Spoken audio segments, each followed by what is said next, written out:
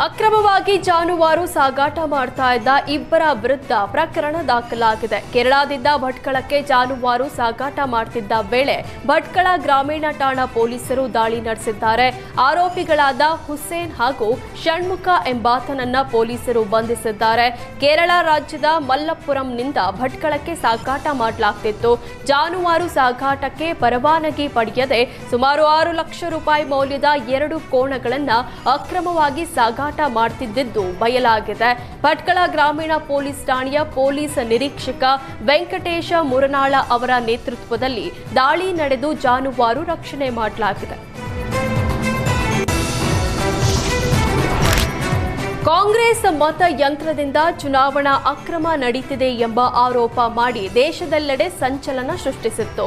ಈ ಮಧ್ಯೆ ಸಿದ್ದರಾಮಯ್ಯ ನೇತೃತ್ವದ ರಾಜ್ಯ ಕಾಂಗ್ರೆಸ್ ಸರ್ಕಾರ ಸ್ಥಳೀಯ ಸಂಸ್ಥೆಗಳ ಚುನಾವಣೆಯಲ್ಲಿ ಮತಪತ್ರ ಬಳಕೆಗೆ ಅವಕಾಶ ಕಲ್ಪಿಸಿತ್ತು. ಆದರೆ ಇದೀಗ ಸಹಕಾರಿ ಸಂಘದ ಚುನಾವಣೆಯಲ್ಲಿ ಬ್ಯಾಲೆಟ್ ಪೇಪರ್ನಲ್ಲೂ ಅಕ್ರಮ ನಡೆದಿದೆ ಅಂತ ಜೆಡಿಎಸ್ ಕಾರ್ಯಕರ್ತರು ಆರೋಪಿಸಿದ್ದಾರೆ. ತುಮಕೂರು ಜಿಲ್ಲೆಯ ವಿಎಸ್ಎಸ್ಎನ್ ಸೊಸೈಟಿ ಚುನಾವಣೆಯಲ್ಲಿ ಅಕ್ರಮದ ಆರೋಪ ಕೇಳಿಬಂದಿದೆ. ಸಂತೆ ಮಾವತ್ತೂರಿನ ನಿನ್ನೆ ನಡೆದ ವಿಎಸ್ಎಸ್ಎನ್ ಸೊಸೈಟಿ ಚುನಾವಣೆಯಲ್ಲಿ ಚುನಾವಣಾಧಿಕಾರಿಯೇ ಅಕ್ರಮವಾಗಿ ಬ್ಯಾಲೆಟ್ ಪೇಪರ್ ಅನ್ನ ಮತಪೆಟ್ಟಿಗೆಗೆ ತುಂಬಿದ್ದಾರೆ ಅಂತ ಜೆಡಿಎಸ್ ಆರೋಪಿಸಿದೆ. ಕಾಂಗ್ರೆಸ್ ಅಭ್ಯರ್ಥಿಗೆ ಮತ ಹಾಕಿದ ಬ್ಯಾಲೆಟ್ ಪೇಪರ್ ಅನ್ನ ಚುನಾವಣಾಧಿಕಾರಿ ಸುನೀಲ್ ಅಕ್ರಮವಾಗಿ ಸೇರಿಸಿದ್ದಾರೆ ಅಂತ ಆರೋಪಿಸಿದ್ದಾರೆ. ವಿಚಾರ ತಿಳಿದು ಎಎಸ್ಪಿ ಪುರುಷೋತ್ತಮ್ ಸ್ಥಳಕ್ಕೆ ಆಗಮಿಸಿದ್ದು ಪೊಲೀಸ್ ಸರ್ಪಗಾವಲಿನಲ್ಲಿ ಸುನೀಲ್ ಅನ್ನ ಪೊಲೀಸರು ಕರೆದೊಯ್ದಿದ್ದಾರೆ.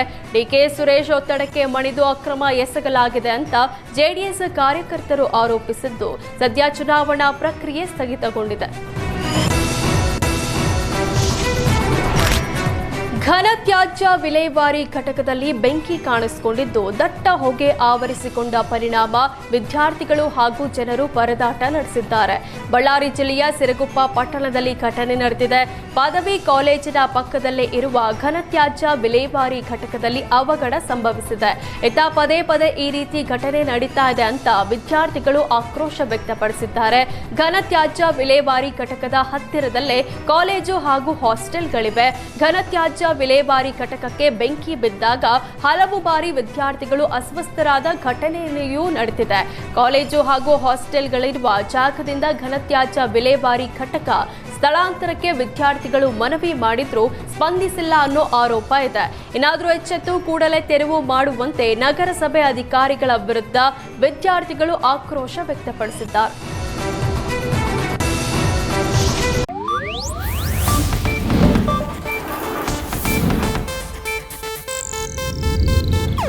ಇದು ಏಷ್ಯಾನೆಟ್ ನ್ಯೂಸ್ ನೆಟ್ವರ್ಕ್ ಪ್ರಸ್ತುತಿ.